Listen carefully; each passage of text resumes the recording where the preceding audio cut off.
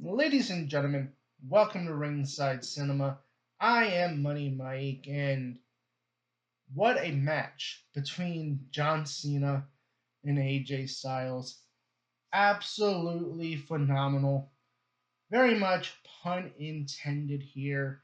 The tributes between both men were fantastic, and that's why I'm wearing my Bray Wyatt Firefly Funhouse t shirt for this video because John Cena hitting the the Sister Abigail, the skull crushing finale, the RKO. He even attempted a punt, and then the Tombstone Power Driver into an AA to win the match.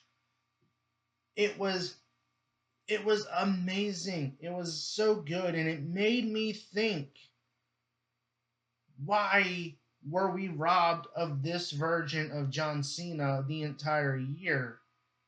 Like, why couldn't we gotten this John Cena the entire year? I mean, clearly John Cena can still go in the ring. I think when you look at his heel turn and his heel matches, obviously, yes, he's a heel, so he has to kind of slow things down and stuff like that. But, like, again, clearly John Cena can still go. His matches with Cody Rhodes, his match against Cody Rhodes at SummerSlam proved it. His match against Logan Paul proved it.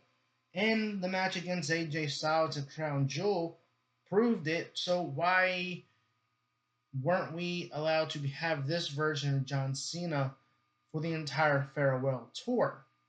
Because now it really feels like the farewell tour is starting to pick up. Now it feels like, to me, we're getting the John Cena that the fans wanted just to see the entire year. But unfortunately, we only have 4 dates left, as John Cena said.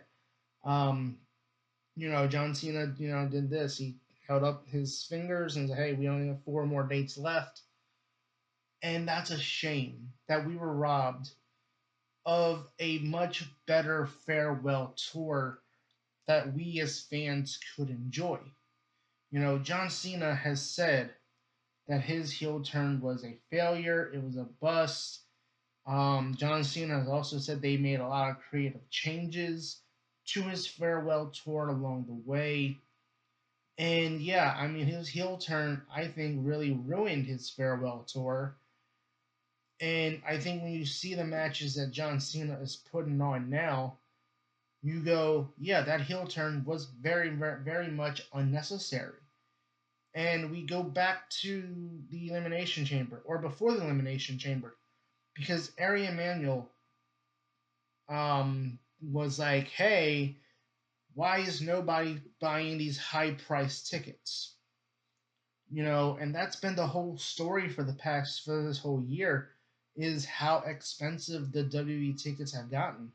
And when you got TKO executives coming out saying that, "Oh, Vince McMahon was for the families, and our ticket prices aren't that high, we may go higher," that is very concerning, because you're pricing out a whole generation of fans. I talked about this on the channel before. Yes, was Vince for the families? Absolutely. But because Vince understood that when parents bring their kids get hooked. You bring their nephews, your nieces, your other family members, they get hooked. Those kids grow up, they have kids of their own. You're going to create a whole new generation of fans. That's the idea that I think Vince understood a lot better than what TKO was understanding.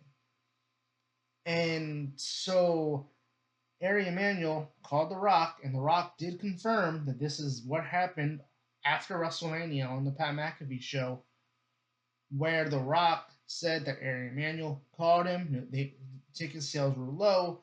We need a big storyline, a big hook. And my first thought is, the Elimination Chamber match was to determine who faces Cody Rhodes, the face of your company, the champion in WWE. How is that not a big enough draw? How is a Elimination Chamber match, 6 men going into Elimination Chamber, not in order to face the champion in WWE, not a big enough draw? Like, that's a big draw on its own, but you know, maybe you should lower ticket prices. I don't know. So Ari Emanuel goes, "Hey Rock, we need to sell more tickets. Can you be at the Elimination Chamber? We need a big storyline hook." And so The Rock, Triple H, they say, "Hey, you know what? What if The Rock wants Cody's soul?" And in hindsight, the idea of The Rock, if he's not going to come back and wrestle to try to take out Cody Rhodes himself, the idea of The Rock wanting to find his guy, his champion, to take out Cody Rhodes for him and do his dirty work for him, that's a pretty big storyline hook. Like, oh, who's going to take his offer? We saw this be the exact thing we saw in 1998. This would have been an exact copy and paste from The Rock joining the corporation in 1998, when The Rock went from the people's champion to the corporate champion. And that's what I think the big hook was with Cody Rhodes, was that Cody is the people's champion, and The Rock wants him, The Rock kind of taking over the Vince McMahon role. He wants Cody to become the corporate champion. That within itself is a big hook. And if Cody doesn't take the offer, someone else will. That's a pretty big hook going into the Elimination Chamber. And so we get to Elimination Chamber. John Cena wins the match. And then The Rock comes out and says, "Cody, what's your answer?" Cody says, "Hey, go after yourself." And then John Cena does the unthinkable. He low blow Cody Rhodes, and he took The Rock's offer, or so we thought.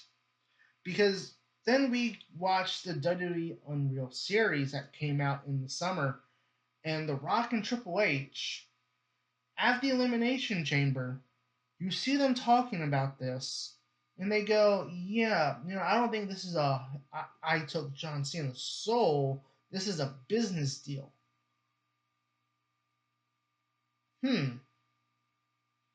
A business deal? Like, you could not have explained that on TV? Like, they could not have explained that on TV. We had to find out that through the WWE Unreal series that it was never about taking John Cena's soul. It was a business deal. But yet, for some reason, they couldn't figure out a way to explain that on TV in the build up to WrestleMania. I mean, it would have saved a lot of the negativity and the idea of The Rock even not being there anymore. It would have at least salvaged that, you know. But again, we go back to that, and John Cena turning heel. It was a big deal. It was a pretty big deal. And then we got the heel turn, and we got the farewell tour with him being a heel. And it was so cool because John Cena was, as a heel, was facing guys that he faced as a babyface and when they were heels. John Cena as a heel, Randy Orton the babyface in his hometown of St. Louis. CM Punk was the heel, trying to take the WWE Championship and leave with it. Now you had heel John Cena being the guy wanting to take the championship into retirement with him, and CM Punk now being the babyface, having to save that from happening. Like it was pretty unique. Like, some of the stuff in the beginning was actually kind of fun because it was the reverse of what we've seen in the past, with the face and heel dynamic being reversed. But then we watched SummerSlam, and the match we got was Cena and Cody Rhodes, and the WWE basically was like, "Okay, we're just gonna wash our hands with this whole The Rock heel turn stuff." Cena turned babyface, before SummerSlam saying he bit into someone's idea for Shock TV and yada yada yada. And then he became a babyface again on SmackDown before SummerSlam. Then we got to SummerSlam, and John Cena, Cody Rhodes put on a great match.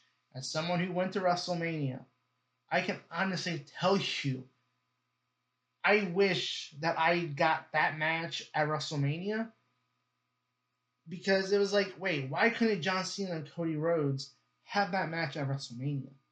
Like that type of match at WrestleMania. Why couldn't they have done that there, right? You know, I can guarantee you a lot of fans who went to WrestleMania, like me, probably felt robbed watching that SummerSlam match. Then we got to Clash in Paris and the match with Logan Paul. And again, oh my gosh, John Cena can still go in the ring. John Cena is putting on these fantastic matches against Logan Paul, Cody Rhodes. We then got to AJ Styles. Let's just pretend the Brock Lesnar match never happened. But like, why couldn't we have gotten this John Cena the entire year? Like, it really feels like we were robbed of a much better farewell tour for John Cena. You know, John Cena said they made some changes along the way, and you know, maybe we'll find out what those changes were. But like to me, the WWE TKO, they robbed the fans of a much better John Cena farewell tour. And I kind of wish John Cena would come back for another year as a makeup, so to speak, because, like, I know he's not going to do that, but, like, the idea that John Cena says, you know what, this won't be my last match because I owe it to you fans for another year to give you this version of John Cena. No more heel turns, no more rock, no more listening to people. You know, I'm going to make this about you, yada, yada, yada, whatever. But, like, it really does make you wish that John Cena was not retiring anymore because now that we're getting the real John Cena, big match John, it really makes you feel like you've been ripped off. Like, it really makes you feel like we could have had this John Cena the entire year, but instead we were saddled with a version of John Cena that wasn't John Cena at all. He wasn't the real John Cena. It was this shock TV idea just to move tickets that ultimately was a failure. Let me know what you guys think in the comments below. Do you think John Cena's heel turn was a failure? Did WWE TKO ruin his farewell tour?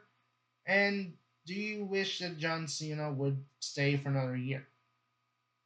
Let me know in the comments below, and go ahead check out my last video talking about John Cena's final opponent, who I believe it could be.